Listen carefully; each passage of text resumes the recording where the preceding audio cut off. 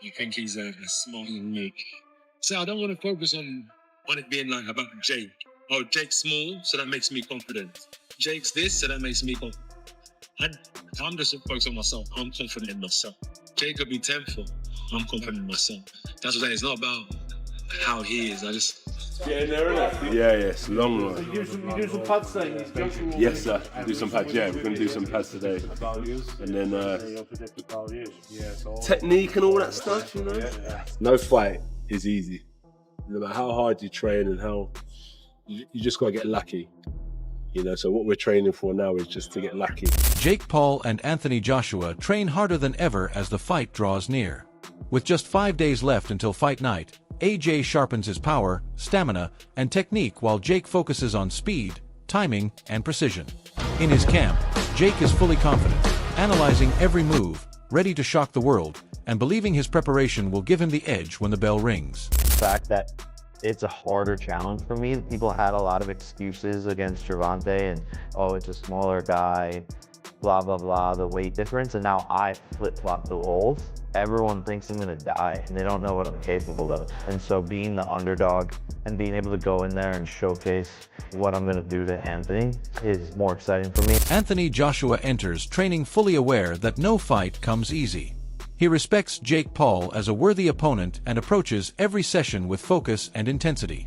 Perfecting his technique, power, and endurance, AJ pushes himself harder than ever. Every punch, every drill is calculated, every movement precise. His determination is clear. He's leaving nothing to chance. Preparing meticulously to face Jake Paul with the seriousness and respect any true competitor deserves. How much work goes into them sessions. It's going to be a tough fight. No fight is easy. No matter how hard you train and how you just got to get lucky. You know, so what we're training for now is just to get lucky. Miss a punch that could have hurt, catch you with a punch that's going to hurt him. So it's kind of like when they say all. As the countdown to one of the most surprising bouts in boxing history ticks closer, Jake Paul exudes unwavering confidence. In a recent interview, Paul openly declared his belief that he can knock out Anthony Joshua, pointing to AJ's previous vulnerabilities. Paul highlighted how Joshua has been hurt by smaller fighters before, suggesting that the former heavyweight champion is not invincible. Jake expressed his conviction that he possesses the power to land punches that could significantly impact Joshua, asserting that his preparation has equipped him with both the skill and confidence to shock the world. This audacious statement set the tone for a fight that has been eagerly anticipated by fans, analysts, and critics alike. A critical aspect of this matchup lies in the psychological battle. Jake Paul's public statements about knocking out Joshua serve a dual purpose. They bolster his own confidence and aim to introduce doubt in his opponent. Conversely, Joshua's calm, methodical approach reflects a seasoned understanding of handling hype and external pressure. This mental tug-of-war is a fundamental element of boxing, where the ability to maintain composure under stress can determine outcomes as much as physical skill. Analysts have highlighted that the fight's psychological layer is as compelling as the physical matchup, adding depth to what might otherwise be seen as a spectacle. In his style, and styles make fights, we all know that. He's lost to guys who are shorter mostly and lighter mostly, and faster than him. I see holes in his game. I see punches that I can land that can hurt him. Now, he can definitely land punches on me, knock me out. He's more experienced, Olympic gold medalist, 2-time heavyweight champion of the world. This is definitely insane.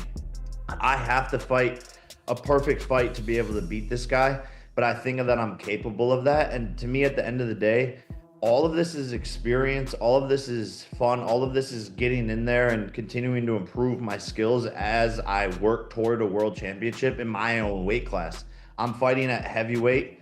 We lost them. They're trying to bog them down. At the end of the day, I'm going in there and I'm getting better. You're fighting at heavyweight. You cut off real quickly whenever you said you're fighting at heavyweight. How much weight is that more? How much heavier are you fighting at this for this particular fight? Yes, I'm fighting like 50 pounds out of my weight class. Normally I fight at 200 and Anthony Joshua will be around 250. Okay, so this fight's happening. There's people that have mentioned, like, there's no way this fight is actually happening, just strictly because of what you just said right there. I mean, the weight difference, everything else. Signing up for this because you're supposed to fight somebody else. Tank backs out. Now you fight Anthony Joshua. I think there's a lot of people that think this is all some gimmick because of what you just said right there. This is not the case. You understand that you're going in there with a man who's not supposed to fight somebody that is at your weight. He's supposed to be fighting heavier people that are bigger people, which in theory, stronger people, maybe more durable people. There's weight classes for a reason. In your mind, that is just, hey, this is a challenge I need to take on. That's kind of the mindset that you've taken? Yeah, for sure. The fight is definitely happening first and foremost. We're 9 days away right now. But at the end of the day, I like fighting David bigger Hay guys. and Johnny Nelson David analyzed the Hay high and stakes Johnny surrounding the Nelson Jake analyzed Paul the versus Anthony Joshua fight, emphasizing the pressure dynamics on both fighters. They noted that Joshua cannot afford anything less than a flawless performance. Unlike Paul, Joshua must dominate from the first round, deliver powerful and precise punches, and avoid being clipped, pushed back, or hurt. Any mistake could damage his reputation, as he is expected to uphold his legacy as a former world champion. Hay and Nelson highlighted that the pressure on Joshua is immense because this fight is primarily for him to secure a decisive victory and maintain credibility. In contrast, Jake Paul faces fewer expectations. Paul is entering the ring as the underdog, meaning any success he achieves is seen as extraordinary. The analyst stressed that Paul is putting himself in real danger by challenging a heavyweight champion, while Joshua must execute near perfection to meet public and professional expectations. Joshua can't win in round 3. Anthony Joshua needs to win in the first round and win devastating. He can't be getting clipped with shots, can't get him pushed back. He has to have the cleanest performance and if it of his lasts whole that long, career. Jake Paul needs to be holding on to it for dear life to last that long. Yeah, so Jake Paul commercially has just as much to lose and can affect his commercial elevation if he does anything less than be his best. Commercially, he doesn't need Jake Paul. I think the pressure's on Jake Paul. The pressure's not on Anthony Joshua. Sorry, the pressure's on Anthony Joshua. The pressure is not on Jake Paul because no one's expecting Jake Paul to do anything. So he's free. Whatever happens, he's gone out there and done something extraordinary. He's put himself in harm's way, to try to achieve this crazy goal. So but Anthony Joshua, on the other hand, he's only doing it for the cash, for the money, and that's cool. Yeah. But he can't look bad. He can't get knocked down. He can't get a cut. He can't be missing wildly. He has to have a punch-perfect performance to justify, just like Ngannou. If he has the same performance against Ngannou, Job's done. The job's done. But is he going to be motivated enough to be able to switch on? Because he was razor sharp. I was there at ringside with you watching that fight, and that was as sharp as I've seen AJ look. And the other thing is, Ngannou looked scary. Jake Paul doesn't. Yeah. And Ngannou was thick, thick, and big that man, wide. big I was interviewing him, so next I'm thinking, damn, you're getting in with him. Yeah. And you're now thinking, if this guy gets one shot off, Jake Paul doesn't have any of that about him. So you're not looking at him thinking, he might get if you shot. look at Jake Paul's training footage, he puts out snippets all over his kind of social media and on YouTube. It looks like his secret weapon for the fight against AJ is his... Both fighters have been pushing themselves to the limits in their respective training camps. Analysts like Henry have studied Jake Paul's preparation, noting that while Paul's heavy bag work is impressive, it does not necessarily translate to real fight scenarios against an opponent like Joshua. Hitting a bag with power is one thing, but facing a seasoned heavyweight champion is another. Henry emphasized that fans should temper their expectations, warning that Paul's visual training highlights may make him look ready. But the true test comes when he steps into the ring with AJ. On the other hand, Anthony Joshua has been training with meticulous attention to every detail.